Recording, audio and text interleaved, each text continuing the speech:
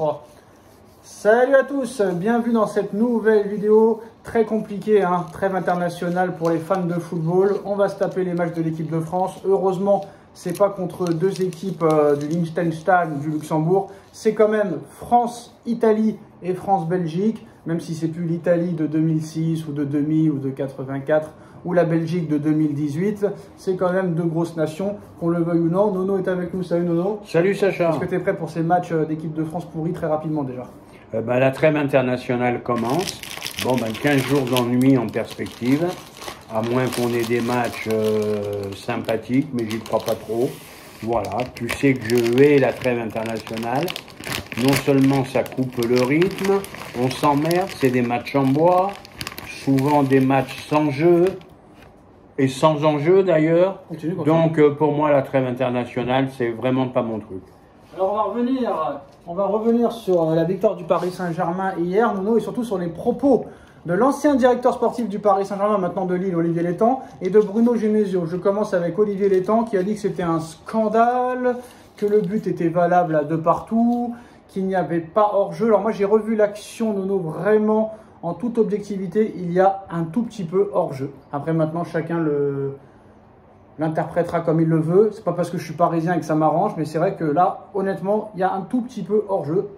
C'est véridique. Donc il faut arrêter de taper des crises, de dire que la Ligue favorise le Paris Saint-Germain. Si on n'aurait pas arrêté de jouer à 2-0, on t'en aurait mis 5 ou 6 hier. Donc la ferme, lui, il n'a pas digéré son éviction du PSG, Nono. Hein. Ouais, les temps, t'étais rien du tout. On sait même pas d'où ils t'ont sorti. T'as une rancune. C'est grâce à la suspension de Leonardo et au départ de Leonardo 2013 que c'est arrivé. T'as une rancune qui t'ont sorti.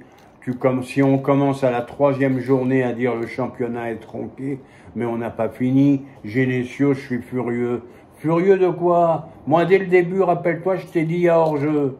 Pour rappel, Genesio aussi, il est allé de main morte, n'est pas allé de main morte. Il a dit que le Paris Saint-Germain ne l'a pas du tout impressionné et en aucun cas, ils étaient supérieurs à Lille.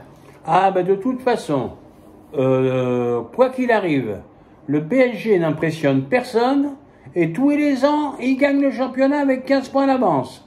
À part il y a 2 ans, 1 point d'avance. Alors, parce que là, ils n'avaient pas fait le travail. Mais voilà les mots que j'entends. Il y avait la place, il y avait de la place, il y avait de la place. Mais arrêtez, il y a 2 classes d'écart. Et même s'il y a 2-2, il a accordé le but. Qui te dit qu'ils n'en mettent pas 2 derrière Paris? Quelle mentalité française, quelle mentalité. Ils méritent vraiment que le PSG s'en aille. Alors, quant à Genesio... Que le Qatar s'en aille, tu veux dire? Que le Qatar s'en aille. Quant à Genesio, j'ai pas grand-chose à lui dire.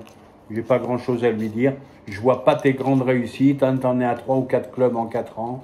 Hein, je vois pas où tu peux donner des leçons.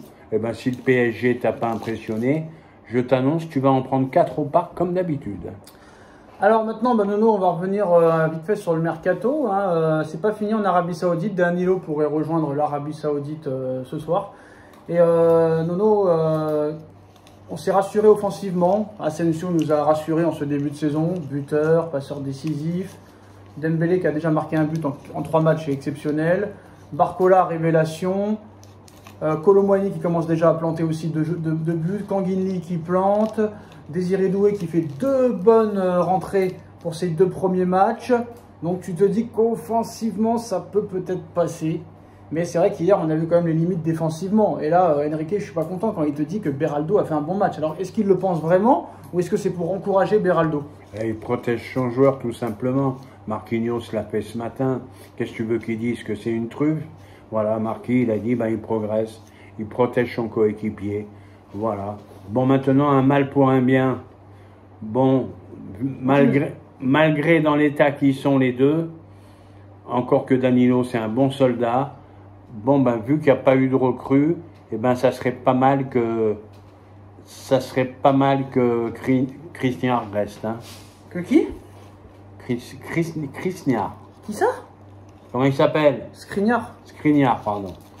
Oui, attention, il est resté, il était même dans le groupe. Mais quoi qu'il en soit, défensivement, en Ligue des Champions, Nono, ça risque d'être quand même très compliqué. Très compliqué. En Ligue des Champions, très compliqué, Nono. Ça risque d'être les champions. Hein. Ça risque d'être très compliqué. Au niveau du banc, on va être un petit peu léger. Je t'ai dit, en attaque et au milieu, je suis très tranquille. C'est derrière que j'ai un peu peur. Donc maintenant, bah, le problème, c'est qu'en Ligue des Champions, pour moi, ça ne suffira pas défensivement. Beraldo, je ne sais pas s'il peut vraiment progresser. J'y crois pas trop. Est-ce qu'il va trouver des systèmes ou est-ce qu'il attend le retour de Ramos devant? Est-ce qu'il attend le retour de Hernandez? Mais le retour d'Hernandez, c'est pas avant janvier. Et encore faut-il qu'il retrouve son niveau d'antan. Donc moi, quoi qu'il arrive, bon allez, il manque 2 recrues défensivement. Quoi qu'il en soit, il reste 2 recrues défensivement que tu aurais dû recruter, que tu n'as pas recruté. Et le seul responsable dans cette histoire, ce sera Enrique, parce que Campos voulait lui donner 2 latéraux. Il a dit « je n'en veux pas ». C'est Enrique qui a dit « je n'en veux pas ». Donc, qu'il ne vienne pas se plaindre. En tout cas, hier, il ne s'est pas plaint. Il a dit que tout le monde a fait un bon match, etc. etc. Donc, maintenant, je te l'ai dit, c'est un super têtu. Il a décidé... Un super quoi? Un super têtu. Il a décidé que son groupe, c'était celui-là, qu'ils étaient tous bons, qu'il avait besoin de personne. Bon, ben écoute, on verra. On verra si l'avenir lui donne raison. Donc maintenant, bah, ce qui est bien en plus, c'est que bon, les grosses équipes, tu les rencontres pas tout de suite en Ligue des Champions. Ça, c'est déjà bien. Il faudra faire le plein de points déjà dès le début des 2-3 premiers matchs. Hein. Ah, c'est ce que je t'ai dit hier. C'est la seule bonne satisfaction de la soirée, parce que la victoire, j'en parle même pas. Un bon calendrier, un calendrier qui est pas mal quand même.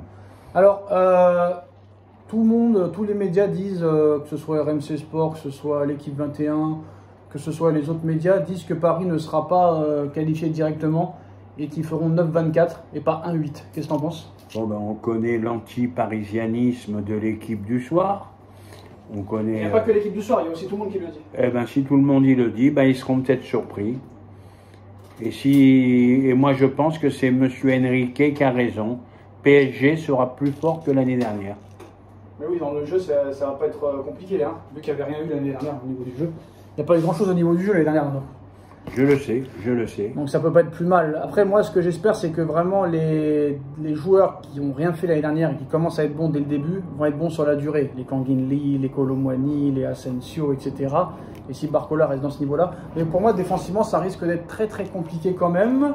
Bon, il y a un mercato d'hiver. Nous, on sait qu'au mercato d'hiver, il n'y a personne qui vient. Mais ça pourrait être utile. Et on verra. De toute façon, le premier bilan, je pense qu'il se fera à la trêve de décembre. Ah ben, à peu près. Et peut-être une petite trouvaille, ça peut arriver. Une petite trouvaille au mercato d'hiver, surtout en défense. Et puis voilà quoi. Sur le reste de l'équipe, je vois pas ce qui a changé. Moi, tu m'aurais pris Thomas Araujo du Benfica et tu m'aurais pris par exemple un petit Kimmich qui peut jouer latéral droit et des milieux de terrain, ça aurait été parfait. Araujo, Kimmich, on n'en parle plus. Oui, puis il y avait des clauses libératoires qui étaient assez faisables pour le PSG. Moi, mon grand regret, tu sais qui c'est Nico Williams. Incompréhensible. Aucune demande pour ce joueur. Meilleur joueur de l'Euro. J'ai rien compris. Bah, apparemment, c'est lui qui a tout refusé. Hein. Il paraît que Paris était dessus, que le Barça était dessus, que Ars